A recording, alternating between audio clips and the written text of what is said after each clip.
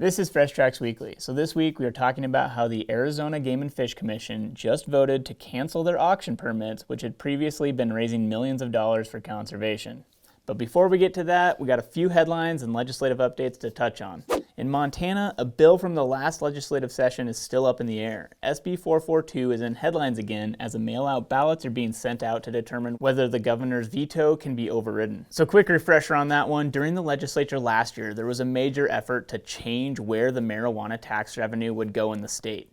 So after a bunch of back and forth, Montana lawmakers came up with a bill that pretty much everyone was pleased with. 130 out of 150 lawmakers voted for it. The bill would still provide some funding to Habitat Montana, which is where it was initially supposed to go to, along with multiple other things. It was a small win for everyone, including hunters. But then Governor Gianforte vetoed it in the final hours of the legislature, which didn't allow lawmakers a chance to override that veto, which they could have done with a 2/3 vote. So that was last year. This year, the Montana Supreme Court ruled that the legislature will get to vote on whether or not to override the governor's veto via a mail-out ballot. But this week, in a new development, the president of the Montana Senate, Jason Ellsworth, along with 27 other state senators, sent a letter to the Montana Supreme Court basically claiming that they don't have the authority to order an override vote. It seems as though the issues the legislature has with the court are part of a different disagreement over what roles each of them play, and unfortunately, this bill has got caught up in the middle. The 27 members of the Senate that signed on to that letter implied that they will not participate in the mail-out poll, which by default is the same as voting to not override the veto. SB 442 is a bill that would be a win for a lot of people, including public land hunters. It had bipartisan support, backing from numerous organizations, and it'll be unfortunate if a disagreement between the legislature and the court is the reason that it ultimately dies. Legislators have until April 18th to return their mail-out ballots, so if you live in Montana and care about this issue, you can reach out to your representatives. I'll put some links in the video description. The Theodore Roosevelt Conservation Partnership recently published some highlights and some disappointments of recent appropriations from Congress in the view of hunters and anglers. Significant funding went to help restore the Everglades in the form of continued construction of the Everglades Agricultural Area Reservoir. This reservoir will be an important tool in controlling overflow from Lake Okeechobee, essentially cleaning the water as they send it downstream to the Everglades, which will reduce algae blooms and improve the fishery. There was also increased funding for WaterSmart, which is a grants program that helps fund projects to conserve and optimize water usage, the outcomes of which are very helpful for fish and wildlife. There was increased funding for the National Marine Fisheries Service to help with stabilization and recovery of struggling subpopulations of salmon. Funds will go to habitat restoration, fish passage projects, and other conservation efforts. Another one was the Good Neighbor Authority that was extended to the National Park Service and the U.S. Fish Wildlife Service. This program was already in place for the Forest Service and the Bureau of Land Management, but now it can be utilized on wildlife refuges and national parks. If you don't know, the Good Neighbor Authority allows states, counties, and tribes to conduct land management projects on federal land. It basically makes land improvement projects much easier to get done, as the federal government usually moves at a snail's pace while local agencies can act quicker. So anyway, those are some of the wins for hunters and anglers. Unfortunately, there were also some losses, which included funding that was cut from multiple programs within the Bureau of Land Management, which will hamstring the agency's ability to manage a lot of public land. Funding was also cut by 3% to the National Wildlife Refuge System, despite operating on the same budget for the last 15 years. This means that refuge staff will be spread more thin, making management much more difficult. Funding was cut by up to 5% for the U.S. Geological Service research projects that were focused on chronic wasting disease, controlling invasive species, and adapting to climate change.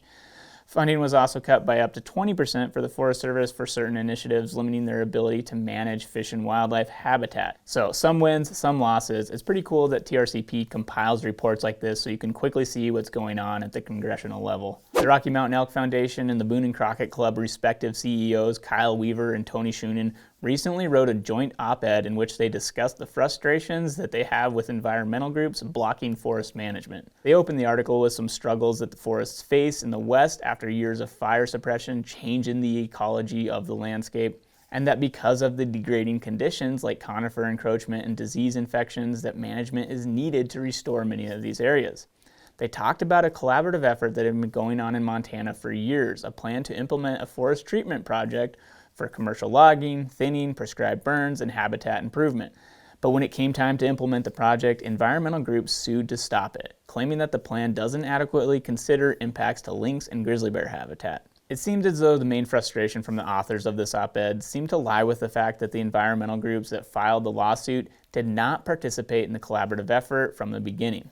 The environmental groups come in at the final hour to file these suits, also often seeking to use Equal Access to Justice Act to reimburse their legal fees, which has been shown to be profitable for many of these organizations.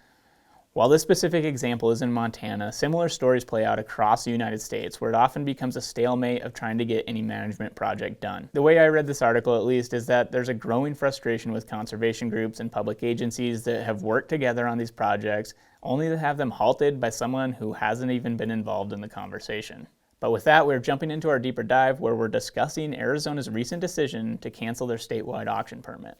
Arizona just canceled their auction permit or their conservation permits that they have. Yep.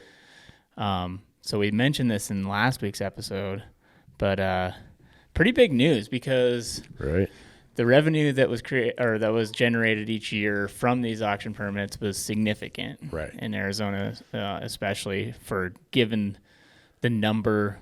I feel like it would be interesting. I don't know the numbers off the top of my head, but like it'd be interesting to see if that was like per permit that they auctioned, like if their revenue was, compared to other states, like it's got to be pretty up there, off the charts. And I think part of the reason it is so high in Arizona is through supply and demand. They've only had 3 auction tags, and some would say only 3 per species. Per species, yeah. Right, yeah. And so you have this huge demand anyhow for the quality that's there in Arizona. But, some states hand out auction tags kind of like Kleenex. Right. And then Arizona's like, no, we're just going to do a small number of them.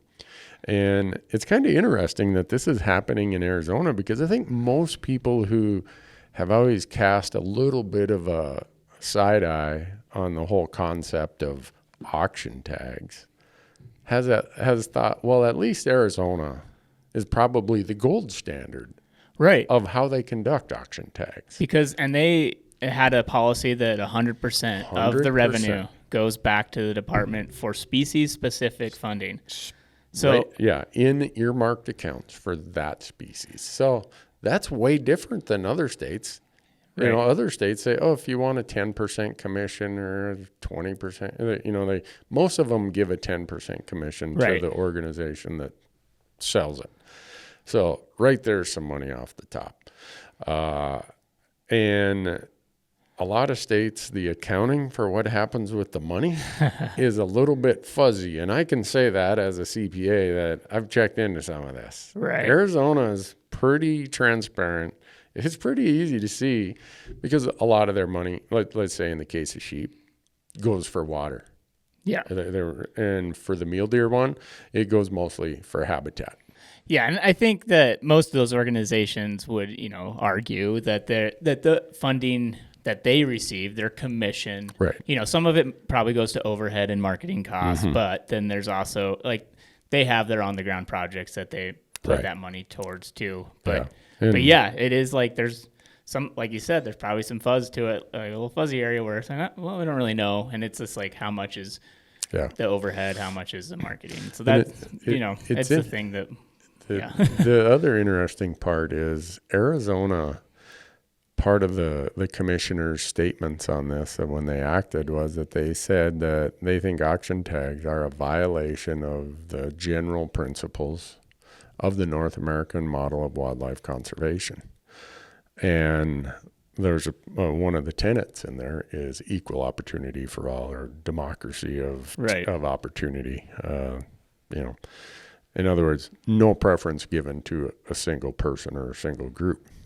And there is no doubt that auction tags have created a little cottage industry of the same people with their same agents out there, outfitters or whatever, getting to the front of the line every year and paying big money to do that. Yeah, you're giving a highly sought after permit to the highest bidder. It's as simple as that.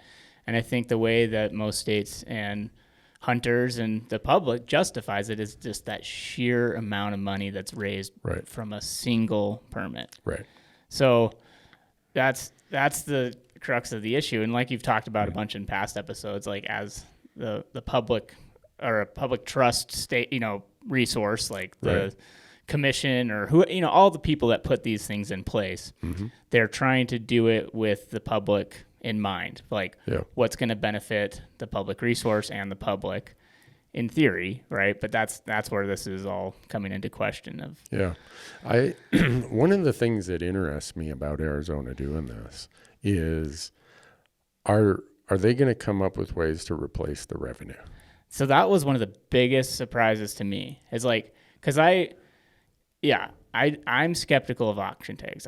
We had an episode where we talked about them in the past, and people got real fired up. We got hammered. But let's face it, they have proliferated in some places to the point where I don't understand how the trustees can justify, in other words, the people, like you said, who make the decisions on this, how they can justify taking a public asset and handing it off to such a small group of people without any evidence to show that volume is contributing or making a difference. But I think we mentioned with Arizona and other states too, that funding is going towards really good projects, really good conservation projects, and it's a significant chunk of change. Yep. And so that what I was getting at earlier is that was so surprising, is that okay, that's if you're going to get rid of the auction tag, I assume you have a plan to replace that revenue, or at least partially replace that revenue.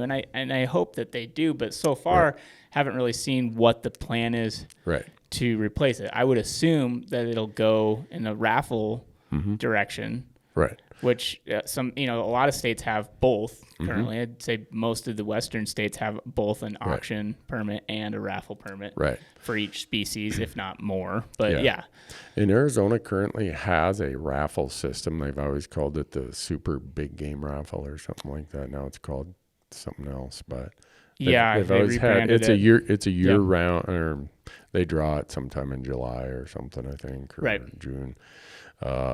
Idaho has super tags where that's run by their state. You go out to their website and buy them. Right. Montana has super tags. When you apply, it's a raffle. I mean, Wyoming now has it. And by these states, especially I look at Montana and Wyoming, their super tag revenues, which are raffles, how much revenue they are raising by keeping it a very small number. Mm-hmm. The revenue per tag is crazy. Yeah. And I think Arizona could do something like that to raise revenue. And, some people might say this, but I say I'm biased in how I say this, but if Arizona goes to raffles with these and it doesn't make up the revenue that the auctions were doing, fine. Then say, okay, for deer, we need to make up $20 per applicant. Ding every non-resident $20 extra. Now we can get that whole different crowd of people mad at us for I know screwing over the non-resident. But no, I agree. But I think that makes sense. So an interesting part of all this is in Montana, we've always had an auction tag, but in the last year, backcountry hunters and anglers made a compelling case to Montana that, hey, let us try replace the revenues and raise even more revenue by taking an auction tag and converting it to a raffle. And it's going to be interesting to see how that turns out. Montana's mule deer, isn't like Arizona mule deer, isn't like cheap. So it's a lot of work to do a raffle like that. And because I think previously this permit was auctioned off, like in Montana for, I don't know, in the tens of thousands. So it wasn't hundreds of thousands of dollars. It wasn't like the Arizona tag that went for $725,000 this year. Right. So it will be easier to replace that with a raffle, but I'm really curious because I feel like I lean towards liking the raffle permit thing more so. It feels more, I have a chance. So just selfishly, it's like, I can buy a few $20 raffle tickets. That's, but. And some people will say, well, your chance in a raffle is so small. Why even worried about this? Well, because the chance in an auction that's going for $500,000 For most of our listeners, the chance is 0. Right. But at least with a raffle, the chance is 0.002%. And again, it invests us all in the process. Yeah, and I think maybe this comes out off the wrong way, I don't know, but it is a little more exciting to me if it is just a regular guy who wins the raffle. Oh, yeah. It's just like, it feels cooler to me than when, some rich guy bought his 20th auction permit of his life, and it's like, this goes on in these amazing hunts all the time. It's like, it's going to be a more life-changing event or hunt for the single individual who wins it than the person who buys it at auction, I guess. Yeah. So there's just a little bit of, feeling like for me anyway. And I think there's a little bit of smoking out here, right? When we did that video last year, we posed the question, is this truly conservation, right? Right. Is the person paying, $725,000 or $200,000, whatever the number is? And the point I made in that video is we put all the spotlight on this person who writes a big check, and we never put the spotlight on the average person who donates their time or the small merchant who donates some of their, inventory to conservation, whatever it is. It takes away from the real hard work of tens of thousands of Americans who donate, and we make it seem like, oh, conservation is just writing a great big check. And in that video that we did, I said, if the person went and wrote that same check but didn't do it because it was attached to a tag and a hunting opportunity, that person is committed to conservation. Right. So I think this trend, what we just saw in Arizona, is going to force states to have to address some of this stuff. Yeah. I think we as a collective hunting community have to address some of this stuff. And this is a first step in it, because there is definitely going to be some changes in Arizona. Hopefully they find the alternative funding mechanism. But I think it's going to cause other states to have to ask, should we have this many of them? Should we create these little cottage industries where it's the same people who get to the front of the line every year because of how big a check they can write? Right. And what does that do to the person who maybe drew an elk tag or a sheep tag or whatever in that unit this year? And along comes this auction winner with his posse, and they get in there before, a lot of these states, you get season dates that are way in advance of. Yeah, Arizona was, I think it was 365, right? Yeah, That's what you're 100 days a year, or 365 days a year. And how does that mean? There's all these little pieces that not by themselves are causing the rank and file person to feel kind of carved out, but in their totality, as the death of 1,000 cuts, it starts causing the average person to say, all right, if I don't have enough money, my contribution or my opportunity isn't that important.